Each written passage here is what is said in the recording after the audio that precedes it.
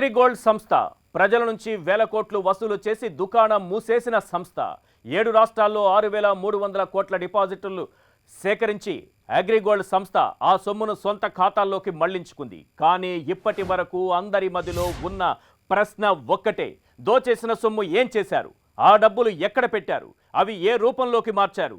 దాదాపు 5 ఏళ్లుగా ఇవే ప్రశ్నలు. ఈ ప్రశ్నలకు ఇప్పుడు సమాధానం దొరికింది.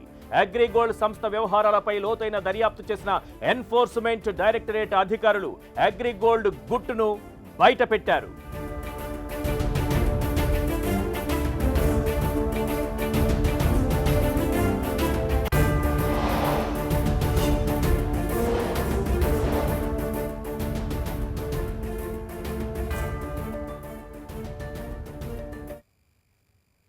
భారీగా విదేశాల్లో దాచిన అగ్రిగోల్డ్ సొమ్ము జాడ ఎట్టగేలకు బహిర్గతమైంది. సంస్థ యాజమాన్యం ఆ మొత్తాన్ని కరేబియన్ సముద్రంలోని కేమన్ దీవుల్లో దాచినట్లు ఈడీ దర్యాప్తులో వెల్లడైంది. ఇందుకోసం విదేశాల్లో ఆర్థికపరమైన సేవలందించే పనామా సంస్థ మొసాక్ ఫోన్సెకా సహకారం తీసుకున్నట్లు తేలింది. కేమన్ దీవుల్లో డొల్ల కంపెనీలు సృష్టించి పెట్టుబడులను మళ్లించడం ద్వారా అగ్రిగోల్డ్ యాజమాన్యం మనీ లాండరింగ్ కు పాల్పడినట్లుగా ఈడీ గుర్తించింది. ఆకర్షణీయ పథకాలతో 7 రాష్ట్రాల్లో సుమారు 32 లక్షల మంది డిపాజిట్దారులను మభ్యపెట్టి దాదాపు 6,380 కోట్ల రూపాయలను అగ్రిగోల్డ్ సంస్థ సేకరించింది. ఈ వ్యవహారంపై ఇప్పటికే ఆంధ్రప్రదేశ్ సిఐడి దర్యాప్తు చేయగా మనీ లాండరింగ్ కోణం కూడా బహిర్గతం కావడంతో ప్రస్తుతం ఈడీ దృష్టి సారించింది. సంస్థ చైర్మన్ అవ్వ వెంకట రామారావు, డైరెక్టర్లు వెంకట శేషునారాయణరావు, హేమసుందర వరప్రసాద్ను అరెస్టు చేసిన ఈడీ హైదరాబాద్లోని ఈడీ పిఎంఎల్ఏ కోర్టులో హాజరుపరిచింది. న్యాయస్థానం నిందితులకు 14 రోజుల రిమాండ్ విధించింది. మరింత లోతుగా విచారించేందుకు నిందితులను కస్టడీకి అప్పగించాలని ఈడీ పిటిషన్ దాఖలు చేసింది.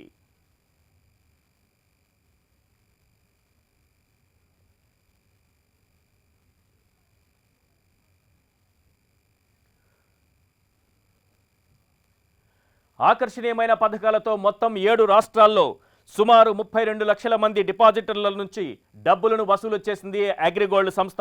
ఏ రాష్ట్రంలో ఎంతమంది డిపాజిటర్లు ఉన్నారు, ఎన్ని ఖాతాలు ఉన్నాయి, సేకరించిన సొమ్మెంతో ఒక్కసారి మనం స్క్రీన్ పైన చూద్దాం. డిపాజిట్లు సేకరించినటువంటి రాష్ట్రాలు, వాటి వివరాలు.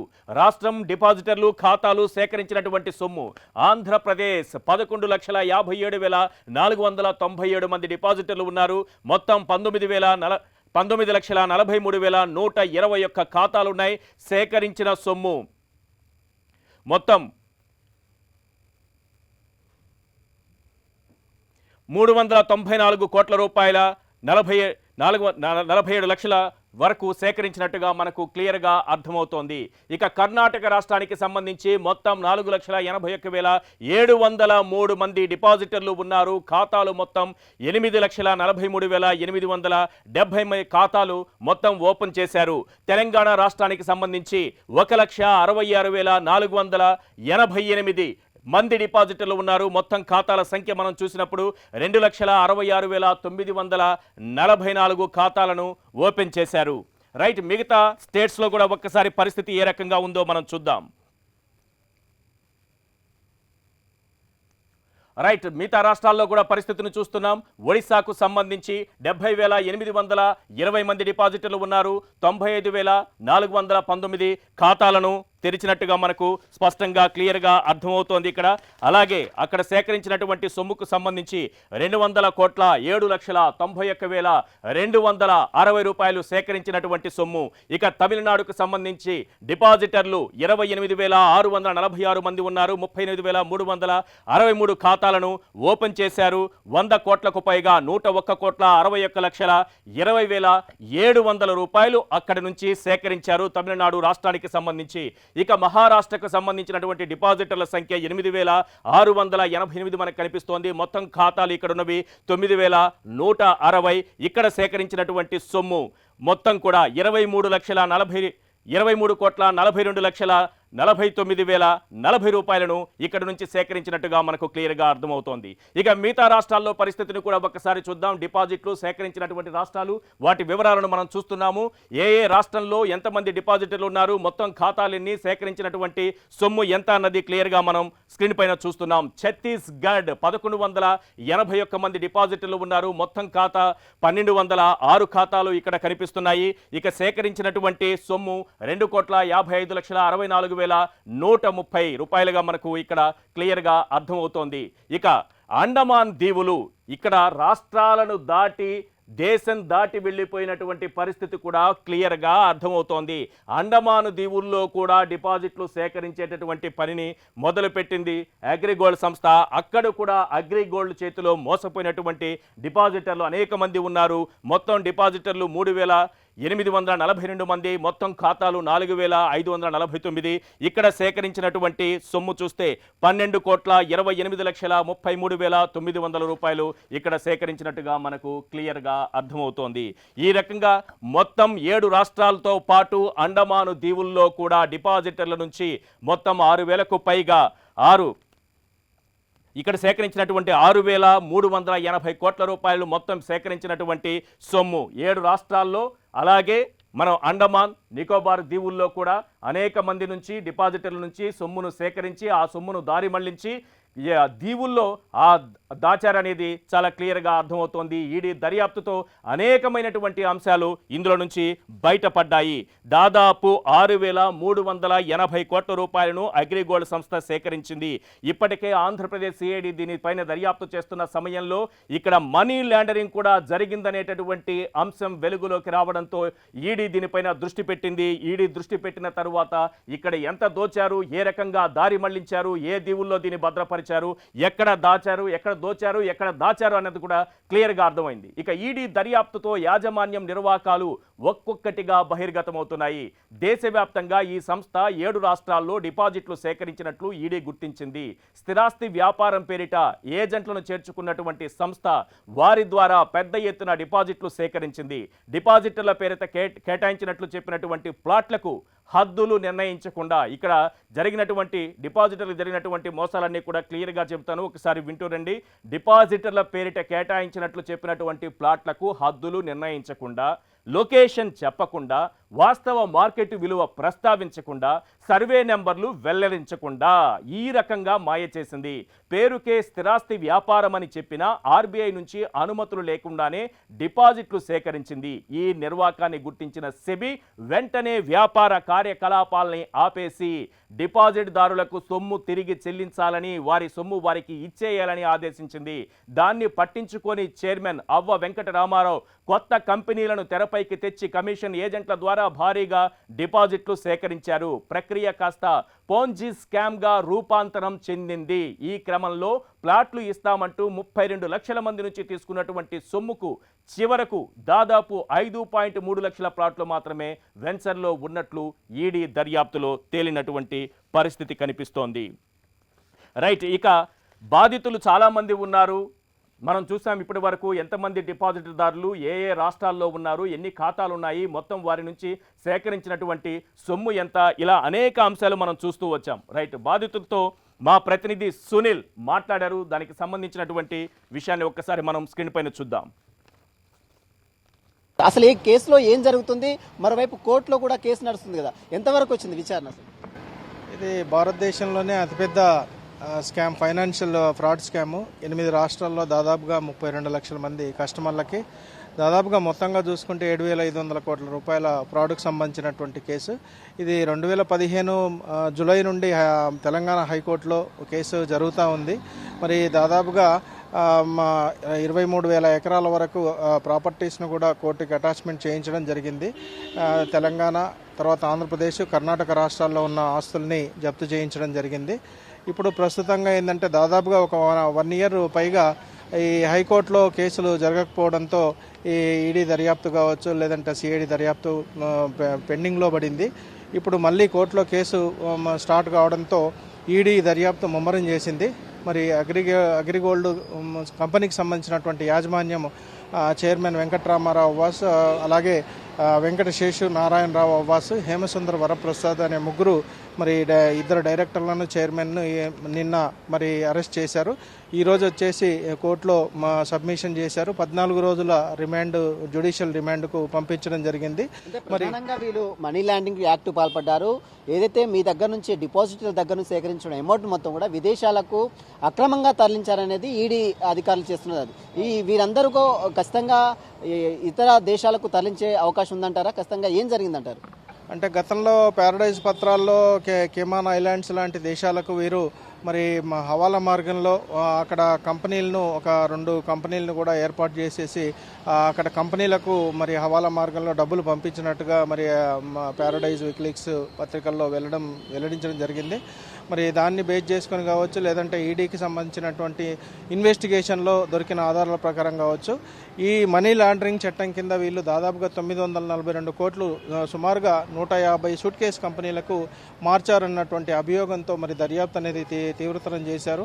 సో ఈ దర్యాప్తులో ముఖ్యంగా ఎవరైతే 32 లక్షల మంది కస్టమర్లు ఉన్నారో వారికి సంబంధించినటువంటి కష్టపడి సంపాదించుకున్నటువంటి డబ్బును వాళ్ళు ఈ సంస్థలో పెట్టుబడిగా పెట్టారు కాబట్టి మరి వారికి న్యాయం జరుగుతుందని చెప్పేసి మేము అనుకుంటున్నాం. ఏపీలో కొంతమంది బాధితులు కూడా డబ్బులు కూడా చెల్లించినట్టు కూడా తెలుస్తుంది అక్కడ ఉన్నటువంటి ప్రభుత్వం. తెలంగాణకు వచ్చేసరికి ఎంతమంది బాధితులు ఇంకా తెలంగాణ రాష్ట్రంలో చెల్లించాల్సి ఉంది? ఈ కేసులో ప్రభుత్వానికి దృష్టికి మీరు ఎప్పుడైనా తీసుకెళ్లారా? దీనికి సంబంధించి సిఐడి, తెలంగాణ సిఐడి ఏం చెప్తుంది?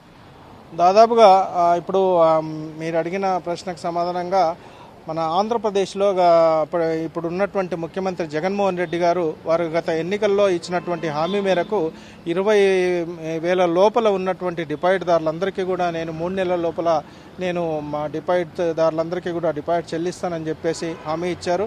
మేనిఫెస్టోలో కూడా పెట్టారు. అసెంబ్లీలో తీర్మానం చేసి వారు చెప్పిన మాట ప్రకారంగా దాదాపుగా 10,000 లోపల ఉన్న కస్టమర్లందరికీ కూడా దాదాపు 263 కోట్ల రూపాయలను విడుదల చేసి డిస్ట్రిబ్యూషన్ అని చేశారు. మళ్ళీ 20,000 లోపల ఉన్నటువంటి కస్టమర్లకు కూడా మేము డిపాజిట్స్ ఇస్తామని చెప్పేసి కోర్టు ద్వారా గత నెలలో ఆర్డర్ అనేది కూడా తీసుకొని మరి మార్చ్ 2021 లోపు 20,000 లోపల ఉన్న డిపాజిట్దారులందరికీ కూడా డబ్బులు ఇస్తామని మరి అక్కడి ప్రభుత్వం వెల్లడించడం జరిగింది. ఇక్కడ కూడా దాదాపుగా 465 కోట్ల వరకు తెలంగాణ రాష్ట్రంలో డబ్బులు రావాల్సింది. మరి ఇక్కడ ప్రభుత్వం ఏమాత్రం కూడా పట్టించుకోవడం లేదు. కేసులో మొదటి నుంచి మీరు ఫైట్ చేస్తున్నారు, ఏం డిమాండ్ చేస్తున్నారు, ఏం కోరుతున్నారు? అంతిమంగా మేము కోరుకునేది ఒకటే, అగ్రిగోల్డ్ సంస్థలో మోసపోయినటువంటి ప్రతి కస్టమర్కు అగ్రిగోల్డ్ సంస్థలో పెట్టుబడి పెట్టినటువంటి అది 100 రూపాయలు కావచ్చు, 1000 రూపాయలు కావచ్చు, పెట్టినటువంటి ప్రతి కస్టమర్కు కూడా డబ్బులు ఇప్పించాలనేదే మా అంతిమ నిర్ణయము. సో మేము కోర్టును కూడా ఫైనల్ జడ్జిమెంట్ ఇచ్చేసి, ఎందుకంటే ఇప్పటికే దాదాపుగా 5.5 సంవత్సరాలు కాలం గడిచిపోయింది. కొన్ని వందల మంది, వేల మంది మరి చనిపోవడం జరిగింది. ఇప్పటికి కూడా నిరాశ నిస్పృహల్లో బతుకుతూ ఉన్నారు మరి అగ్రిగోల్డ్ కస్టమర్లు, ఏజెంట్లు. సో వారికి న్యాయం జరగాలంటే కేవలం జ్యుడిషియల్ పద్ధతిలోనే మరి కోర్టు ద్వారానే న్యాయం జరుగుతుంది.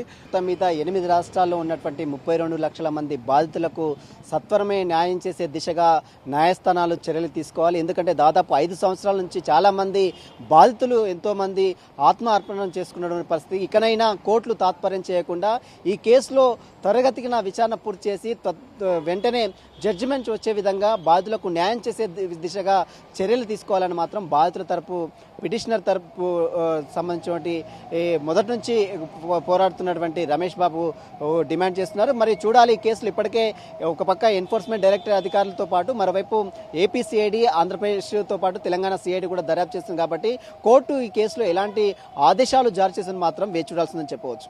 వీడియో జర్నలిస్ట్ హరీష్తో Sunil 10 TV, Hyderabad. Thank you Sunil. ఆకర్షణీయ పథకాలతో 7 రాష్ట్రాల్లో సుమారు 32 లక్షల మంది డిపాజిట్దారుల నుంచి 6,380 కోట్ల రూపాయలను అగ్రిగోల్డ్ సంస్థ సేకరించింది.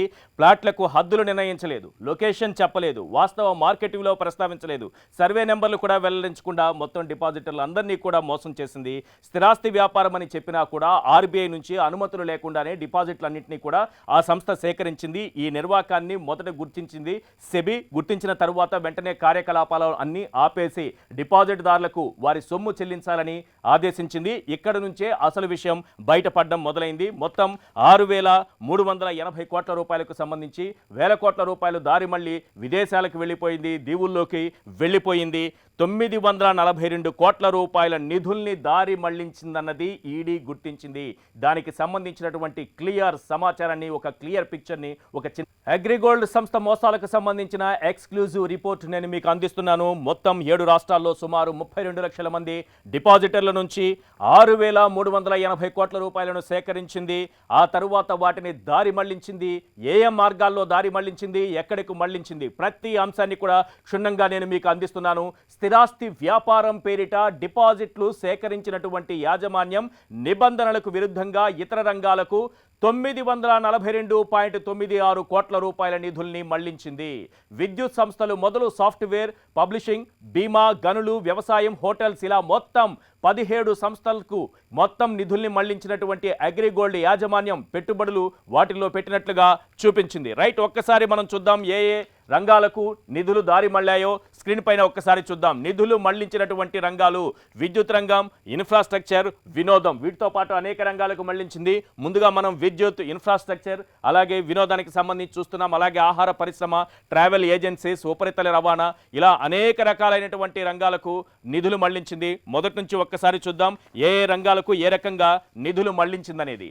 ఎలక్ట్రానిక్స్ అండ్ ఎలక్ట్రికల్స్, రబ్బర్ తయారీ, వ్యవసాయం, ఇలా అనేక రంగాలకు నిధులు మళ్లింది.